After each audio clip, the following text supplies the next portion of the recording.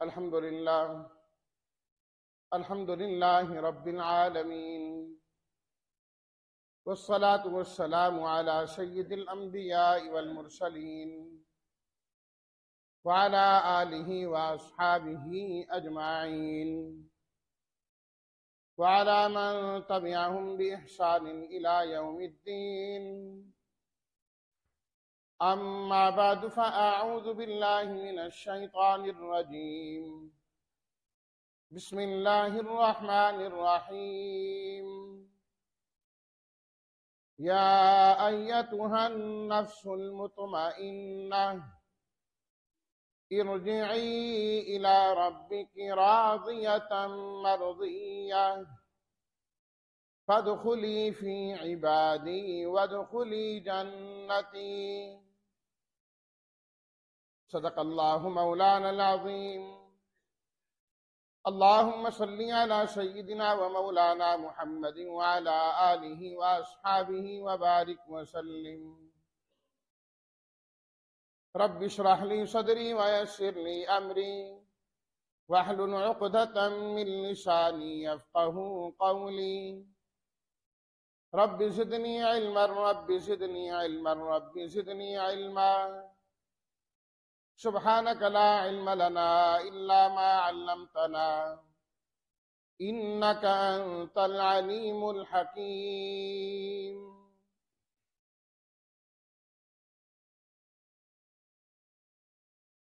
محترم و مکرم حضرات، سامعین کرام، برادران اسلام، اللہ تعالیٰ نے اسلام کے ذریعے جن چیزوں کی ہمیں تعلیم دی ہے ان میں سے ایک چیز ہے انسان کا نفس. نفس انسانی کو سنوارنے کا اللہ تعالیٰ نے قرآن مجید میں حکم دیا ہے. نفس کیا ہے؟ انسان کے اندر پائی جانے والی وہ طاقت اور قوت ہے جس سے انسان کسی چیز کو چاہتا ہے، اچھی چیز ہو کہ بری چیز ہو. جس طاقت کے ذریعے انسان اس کو چاہے اس کو نفس کہا جاتا ہے. اس کو نفس کہا جاتا ہے. یہ انسانی نفس ہے. اب ظاہری بات ہے کہ اس نفس کو اس طرح تو نہیں چھوڑ دیا جائے گا کہ جو چاہتا جائے وہ انسان کرتا جائے. یہ تو پھر انسان تباہی اور بربادی کے اندر جا کر گرے گا. اللہ تعالیٰ نے قرآن مجید میں فرمایا أَفَرَأَيْتَ مَنِ اتَّخَذَ إِلَٰهَهُ هَوَاهُ. کیا آپ نے ان لوگوں کو دیکھا ہے جنہوں نے اپنی خواہشات کو ہی اپنا معبود بنا لیا ہے؟ تو ان کا معبود کیا ہے؟ ان کی چاہتیں. جو دل چاہے گا وہ کریں گے. فرمایا کہ اس کا مطلب تو یہ ہوا کہ ان کا جو نفس ہے، ان کی جو خواہش ہے، وہ ان کی خدا بن گئی. وہ حکم دیتی جائے گی اور یہ مانتے چلے جائیں گے، اس کے پیچھے پیچھے چلتے جائیں گے. فرمایا نبی کریم صلی اللہ علیہ وسلم نے کہ اس کائنات میں جن کی بھی جس چیز کی بھی عبادت کی گئی اللہ کے علاوہ، جس چیز کی عبادت کی گئی، سب سے بری چیز وہ انسان کی اپنی خواہش ہے. کہ بدل کر رہا ہے، چاہت ہے میں نے کرنا، بس میں نے کرنا ہے. خواہش کو پورا کرنے سے پہلے یہ دیکھنا چاہیے آیا جو خواہش پیدا ہوئی ہے یہ خواہش ٹھیک بھی ہے کہ نہیں. نہیں، میرا دل کرتا ہے. بھی میرا دل کرنا یہ کوئی سند تھوڑی ہے کہ بات ٹھیک ہوگی. جس طرح میری رائے غلط ہو سکتی ہے، میری رائے ٹھیک ہو سکتی ہے، میری چاہت بھی ٹھیک ہو سکتی ہے اور غلط ہو سکتی ہے. دونوں چیزیں.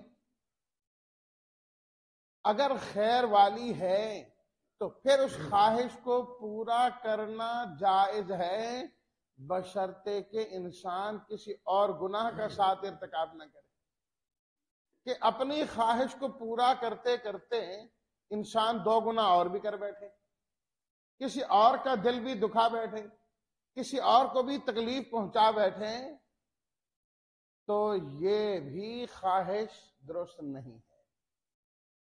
اس لیے تو نبی کریم صلی اللہ علیہ وسلم نے ارشاد فرمایا، لا یؤمن احدکم، تم میں سے کوئی آدمی اس وقت تک ایمان والا نہیں ہو سکتا حتی یکون ہواہ تبعا لما جئت بہ، یہاں تک کہ وہ اپنی خواہشات اس دین کے تابع کر دے جو میں لے کے آیا۔ جب اپنی خواہشات کو، اپنی چاہتوں کو انسان دین کے تابع کر دے گا، پھر انسان کا دین جا کر کامل ہوگا اور مکمل ہوگا۔ فرمایا لا یؤمن، اس کے بغیر ایمان نہیں، اس کے بغیر ایمان نہیں ہے کہ میری خواہش ہے میں کہتا ہوں نمازی پڑھتا جاؤں، نمازی پڑھتا جاؤں، نمازی پڑھتا جاؤں، نہ ماں کا پتہ نہ باپ کا پتہ، یہ عبادت نہیں کر رہا، یہ اپنی خواہش پوری کر رہا ہے۔ میں دین کے کسی شعبے کو میں نے اپنا لیا، اسے لے لیا ہے، بس میں کہوں یہی ہے یہی ہے یہی ہے اور کچھ نہیں، دین کے بڑے بڑے ستونوں کا انکار کرتا جائے، یہ دین پر عمل نہیں کر رہا، یہ اپنی خواہش پر عمل کر رہا۔ دین کیا ہے؟ خواہش کیا ہے؟ کہ اللہ کا جو حکم آ جائے انسان اسی کی طرف ہی متوجہ ہو جائے۔ قرآن مجید میں اگر ہم قرآن مجید پڑھیں اور قرآن مجید کا مطالعہ کریں تو قرآن مجید سے ہمیں اس نفس کی، جس کا بھی میں نے ذکر کیا، 3 اقسام معلوم ہوتی۔ انسانی نفس جو ہوتا ہے وہ 3 قسم کا ہوتا ہے۔ نمبر 1 جو نفس ہے وہ ہے نفس امارہ، وہ نفس جو انسان کو برائی کا حکم دے، اور عام طور پر جو انسان کا نفس ہے وہ انسان کو برائی ہی کا حکم دیتا ہے، برائی کا ہی حکم دیتا ہے۔ قرآن مجید 13ویں سپارے کی سب سے پہلی آیت، سورہ یوسف کی آیت نمبر 53، وَمَا أُبَرِّئُ نَفْسِي إِنَّ النَّفْسَ لَأَمَّارَةٌ بِالسُّوءِ إِلَّا مَا رَحِمَ رَبِّي۔ حضرت یوسف علیہ الصلوۃ والتسلیمات پر جب تہمت لگائی گئی، نیکوں پر تہمتوں کا لگنا اور برا بلا کہنا یہ شروع سے چلا آ رہا ہے، لوگوں نے نبیوں کو نہیں چھوڑا اور تہمتیں لگوا کے ان کو جیل میں بند کروا دیا، جبکہ حضرت یوسف سچے تھے۔ لیکن سچائی کے اندر اللہ نے وہ قوت اور طاقت رکھی ہے کہ سچائی اپنا آپ ایک دن منوا کے چھوڑتی ہے، سچ جو ہے، اور جھوٹ سارا معاشرہ بولے، سارے بندے بولیں، مل کر بولیں، متحد ہو کر بولیں، جھوٹ کے پاؤں کوئی نہیں ہوتا، ایک دن وہ منہ کے بل گرتا ہے اور اللہ سچ کو سچ کر کے دکھاتے۔ وہ دن بھی آیا کہ یوسف علیہ الصلوۃ والتسلیمات کی منتیں ہو رہی ہیں کہ اب آپ آ جائیں، آپ جیل سے باہر تشریف لائیں۔ کہا نہیں ان سے پوچھو تہمت لگا، نہیں جی وہ بھی کہہ رہی ہیں کہ ہماری غلطی ہے، سب ہم نے تہمتیں لگائی ہیں، کوئی ایسی بات نہیں ہے۔ اللہ اکبر۔ تو جب یوسف علیہ الصلوۃ والتسلیمات کی سچائی ظاہر ہوئی تو عام طور پر کیا ہوتا ہے، یہ بھی انسان کے نفس کا حملہ ہوتا ہے، کہتا ہے دیکھا میں کیسا، میں تو پہلے کہتا تھا اور میری تو سنتا ہی کوئی نہیں، پھر میں یہی تو نفس کا عمل ہے کہ فوراً اس کی بات پر اگر کہیں سچائی کوئی چیز آ گئی تو انسان اپنے آپ کو بڑا سمجھنا شروع کر دیتا ہے. نبیوں کا طریقہ دیکھیے، سچائی ظاہر ہوئی بادشاہ وقت کے سامنے، سب کے سامنے، جیل سے رہائی ملی، فرمانے لگے وَمَا أُبَرِّئُ نَفْسِي، میں اپنے نفس کی کوئی براتیں نہیں بیان کرتا کہ میں بڑا سچا ہوں، میں بڑا پاک دامن ہوں. جبکہ پاک دامن تھے، وہ سچے تھے، لیکن فرمایا نہیں میں ایسا نہیں کرتا. ان النفس لأمارۃ بالسوء، اس لیے کہ جو نفس ہے وہ تو حکم ہی برائی کا دیتا ہے، حکم ہی برائی کا دیتا ہے. ہمیشہ یار کوئی نہیں، یہ کام کر لے پھر وہ ہو جائے گا، یار کوئی نہیں، اپنے خرچے پورے کرو، دے دیں گے مسجد میں، اور فلانے غریب کو پھر دے دیں، کوئی بات نہیں، بہت کم ہے اس کا. ان النفس لأمارۃ بالسوء الا ما رحم ربی، سوائے اس کے جس پر میرے رب کا رحم ہو جائے. فرمایا اس کا نفس بدلتا ہے، اس کا نفس بدلتا ہے. فرمایا میرا کمال نہیں ہے، اللہ نے جو مجھے سرخرو کیا ہے یہ میرے رب کی رحمت ہے، میرے رب کی رحمت ہے. یہ انبیاء کا شیوا ہے، انبیاء کا طریقہ ہے کہ سب کچھ کرنے کے بعد، سچائیاں ظاہر ہونے کے بعد اپنا کمال نہیں، رب کی رحمت کا ذکر کرتے کہ جب تک رب کی رحمت نہیں ہوگی کچھ بھی حاصل نہیں. تو نفس کی پہلی قسم اس آیت سے معلوم ہوئی، نفس امارہ، وہ نفس جو انسان کو برائی کا حکم دے. ایک ہے نفس مطمئنہ، اطمینان، جو انسان کو نیکی کا حکم دے اور نیکی پر ہی اس کو مطمئن رکھے. وہ انسان نیکی کے علاوہ کسی اور چیز پر مطمئن ہوتا ہی نہیں. فرمایا کہ جس طرح مچھلی پانی کے بغیر نہیں رہ سکتی، مچھلی کا اطمینان، مچھلی کا سکون، اس کی راحت پانی کے اندر ہے. جتنا بڑا پانی ہوگا اس کو اتنی زیادہ راحت حاصل ہوگی، اس کو اتنا زیادہ سکون حاصل ہوگا، کیونکہ وہ پانی کے اندر ہے. فرمایا اسی طرح نفس مطمئنہ وہ ہے جو نیکی کے اندر رہے گا، اس کو سکون رہتا ہے، نیکی پر ہی مطمئن رہتا ہے. برائی کی جانب جانے لگے بے سکونی لگ جاتی ہے، اس کو پریشانی ہو جاتی ہے. اللہ نہ کرے تھوڑا سا دائیں بائیں کوئی معاملہ ہو جائے، رات کو نیند نہیں آتی، میں نے یہ کیوں کیا ہے، یہ ایسا ہوا کیوں، میں نے یہ جملہ کسی کو کہا کیوں. بس نماز رہ گئی فجر کی، پورے دن کا اس کا سکون ختم ہو جاتا ہے. میری نماز باجماعت کیوں رہ گئی، میں نے بے شک پڑھ لی ہے لیکن رہی کیوں، مجھے تو پڑھنی چاہیے تھی.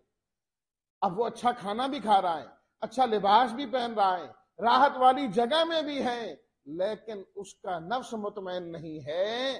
کیونکہ اس کا وہ کام رہا کیوں، یہ ہوتا ہے نفس مطمئن. سورہ الفجر کی بالکل آخری آیت نمبر 27 میں ذکر کیا. میں نے آیتیں خطبے میں آپ کے سامنے پڑھی ہیں، میں ابھی ان کا ترجمہ کرتا ہوں. تیسرا ہوتا ہے نفس لوامہ. نفس لوامہ جو دونوں کے درمیان ہے، برائی بھی کر لیں، اچھائی بھی کر لیں، اچھائی کی طرف بھی آ گیا، پھر شیطان کے بہکاوے میں آیا تھوڑا برائی کی طرف بھی چلا گیا. لیکن برائی میں لگے پھر یکدم یاد آئی ہے میں نے یہ کیا کر لیا ہے، یہ تو نہیں ہونا چاہیے تھا. پھر اپنے آپ کو ملامت کرتا ہے کہ تو نے یہ کیا کیا، یہ کرنا چاہیے تھا. ایمان والے کو یہ ہونا چاہیے، چاہے وہ اپنے آپ کو ملامت 70 سال بعد کیوں نہ کرے. غلطی پہلے کی ہے لیکن ملامت آج کر رہا ہے اپنے آپ کو. تو یہ نفس لوامہ ہے کہ ملامت کرتا ہے انسان سے. جب غلطی ہو جائے تو بیٹھا نہیں رہتا کتنا ٹھیک کتنا جی بالکل ٹھیک کتنا مانے کہ غلط ہوا ہے, نہیں ہونا چاہیے. یہ نفس لوامہ ہے. سب سے اعلیٰ نفس انسان کا نفس مطمئنہ ہے. پھر کیا ہے نفس لوامہ ہے؟ نفس امارہ تو ہے ہی. نفس امارہ کی فہرست میں جو انسان چل رہا ہے اس کو چاہیے کہ وہ کوشش کریں کہ اپنے آپ کے اپنے نفس کو لوامہ بنائے, اور جو نفس لوامہ میں آ جائے اسے چاہیے کہ نفس مطمئنہ کی فہرست میں شامل ہو, اطمینان والی روح میں وہ شامل ہو جائے. اب انسان کا یہ نفس کیسے نفس مطمئنہ بنے؟ نفس مطمئنہ بنے اس کے لیے خود قرآن مجید نے یہ نسخہ بیان کیا ہے کہ انسان نیک لوگوں کے ساتھ جب شامل ہو جائے, نیکوں کے ساتھ رہے, تو اللہ اس کے نفس کو بھی نیک بنا دیں گے اور نفس کو نفس مطمئنہ بنا دیں گے. نیکوں کے ساتھ رہنا, نیکوں کی صحبت میں بیٹھنا, اس سے انسان کا نفس جو ہے نفس مطمئنہ بنتا ہے, اطمینان والا نفس بنتا ہے. یا ایتھا النفس المطمئنہ ارجعی الی ربک, اے اطمینان والی روح جان لوٹ اپنے رب کی طرف. جب انسان فوت ہوتا ہے نا, اگر اس کا نفس نفس مطمئنہ ہے تو اللہ تعالی کی جانب سے اس کو یہ ندا دی جاتی ہے, خطاب کیا جاتا ہے موت کے وقت. حدیث شریف میں آتا ہے, نبی کریم صلی اللہ علیہ وسلم نے ارشاد فرمایا, من احب لقاء اللہ احب اللہ لقاءہ, جو اللہ کی ملاقات کو پسند کرتا ہے اللہ بھی اس کی ملاقات کو پسند کرتے ہیں. ومن کرہ لقاء اللہ کرہ اللہ لقاءہ, فرمایا جو اللہ کی ملاقات کو پسند نہیں کرتا اللہ بھی اس کی ملاقات کو پسند نہیں کرتا. آپ نے یہ بات ارشاد فرمائی. حضرت عائشہ صدیقہ رضی اللہ تعالی عنہا تشریف فرمائیں, عرض کرنے لگیں, اے اللہ کے رسول صلی اللہ علیہ وسلم, اللہ سے جو ملاقات ہے وہ تو موت کے ذریعے سے ہے, بغیر موت کے اللہ سے تو براہ راست ملاقات نہیں ہو سکتی, ملاقات تو موت سے ہوگی. اور فرمایا موت کو تو کوئی بھی پسند نہیں کرتا, موت کو تو کوئی بھی پسند نہیں کرتا. ایک ایک چیز سے تو اللہ اکبر 80 سال کا ہے, 90 سال کا ہے, بیماریوں میں گھرا ہے, جکڑا ہے, نہیں چاہے گا کہ میں چلا جاؤں. جی موت کے بغیر, یہ اوپر بچے شور کر رہے ہیں اور پچھلے جمعے بھی اس طرح ہوا, بہت سارے ساتھی اعتراض کر رہے ہیں, تو اجمل یا وقار ہے تو اوپر جائیں, ان کو کہیں بچوں کو خاموش کرا دیں, آج تو نیچے تک آوازیں آ رہی, سارے گڑبڑ ہو جاتی ہے. لا سب پڑھیں لا حول ولا قوت الا باللہ. تو حضرت عائشہ رضی اللہ تعالی عنہ نے فرمایا موت کے بغیر تو ملاقات نہیں ہوتی, اور موت کو پسند کوئی نہیں کرتا. آپ علیہ الصلوۃ والتسلیمات نے فرمایا جب انسان قریب المرگ ہوتا ہے, موت کے قریب ہوتا ہے نا, اسے اللہ کی جانب سے بشارت دی جاتی ہے, اللہ کی جانب سے بشارت دی جاتی ہے کہ تیرے لیے جنتیں ہیں, راحتیں ہیں, رضا ہے, سب کچھ ہے. تو اس اللہ کے نیک بندے کو، اطمینان والے کو موت سب سے زیادہ محبوب ہو جاتی ہے، مرنے سے تھوڑی دیر پہلے۔ بس وہ کہتا ہے کہ پھر میں نے یہاں کیا کرنا، مجھے لے چلو۔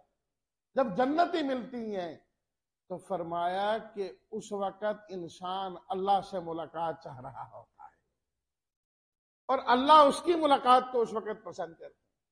اور کافر کو ہوتا ہے کہ آجا، آ گیا وقت اب تیرا، بڑی عیاشیاں کر لی، مزے کر لے، اب آ جا تو وہ اس وقت ناپسند کر رہا ہوتا ہے۔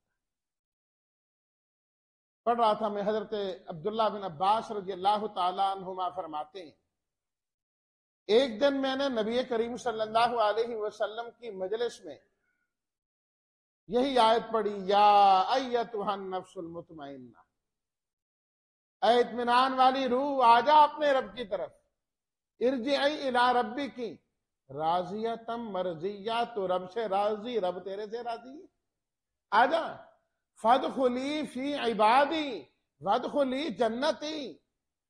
میں نے جب یہ آیت پڑھی تو صدیق اکبر رضی اللہ تعالیٰ عنہ اس مجلس میں موجود تھے، عرض کرنے لگے، اے اللہ کے رسول صلی اللہ علیہ وسلم، یہ خطاب کتنا مزیدار ہے، یہ خطاب کتنا مزیدار ہے، یا ایتھا النفس المطمئنہ ارجعی الی ربک، آجا تو اپنے رب کی طرف، رب تیرے سے راضی، تو رب سے راضی، آجا ہمارے بندوں کے ساتھ، نیکوں کے ساتھ، تو بھی جنت میں آجا۔ وہ خطاب کتنا مزیدار۔ سچی بات ہے، انسان کو قرآن کا ترجمہ اور مفہوم آتا ہو نا، زندگی ہی مزیدار ہو جاتی۔ وہ کیا زندگی ہے جس میں انسان کو یہی نہ پتہ لگے کہ قرآن میں کیا ہے۔ جتنا قرآن کا پتہ لگتا جائے گا نا، انسان کی زندگی سرور والی ہوتی جائے گی، مزیدار ہوتی چلی جائے گی زندگی۔ اللہ ہوا، انسان اپنی راحتیں ڈھونڈتا ہے نا، کبھی کس چیز میں، کبھی کس چیز میں۔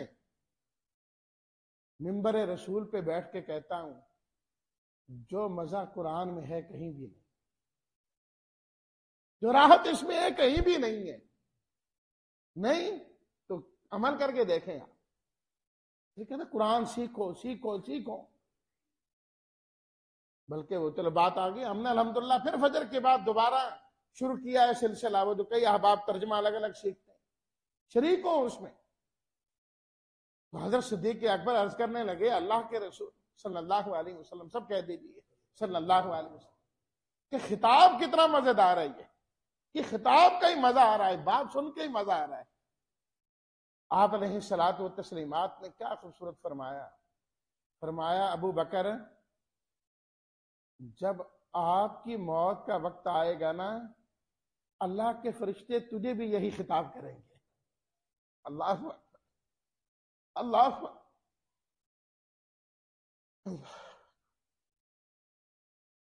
فرمایا یہ خطاب ہوگا تجھے، یا ایتھا النفس المطمئنہ۔ تو کن کو؟ جنہوں نے اپنے نفس کو اطمینان والا بنایا، اطمینان والا بنایا ہے، ان کو یہ خطاب ہوگا۔ تو میں عرض کر رہا تھا کہ یہ نفس مطمئنہ بنے گا کیسے؟ اللہ نے ساتھ ہی بیان کر دیا کہ اللہ قیامت کے دن کیا فرمائیں گے، یہ موت کا وقت بھی خطاب ہوگا، احادیث سے ثابت ہے، اور قیامت کے دن بھی اللہ اس بندے کو ایسے ہی خطاب کریں گے، یا ایتھا النفس المطمئنہ فادخلی فی عبادی، اے اطمینان والی جان، میرے نیک لوگوں میں شامل ہو جا۔ نیک لوگوں میں اللہ جنت میں ایک ایک کر کے نہیں بھیجیں گے، جا تو بھی جا تو بھی جا، نہ، یہ پوری جنتیوں کی جماعت ہوگی، پھر اللہ اعزاز و اکرام کے ساتھ اسے جنت میں بھیجیں گے۔ فادخلی فی عبادی وادخلی جنت، نیکوں میں شامل ہو اور پھر جنت میں جائیں۔ اس لیے مفسرین کرام نے لکھا، جس آدمی کو اللہ نیکوں کی صحبت عطا فرما دے، وہ شکر ادا کرے کہ انشاءاللہ انہی کی معیت میں اللہ مجھے جنت میں بھی داخل کرے۔ بھائی جو چیز جس کے ساتھ ہوتی ہے نا اس کا حکم وہی ہے. توڑا لینے جاؤ نا گندم کا، جو اس میں کنکر ہوتے ہیں وہ بھی اسی بھاؤ بکتے ہیں. سونا لینے کے لیے جائیں نا، کھوٹ بھی سنار اسی وزن میں تولتا ہے.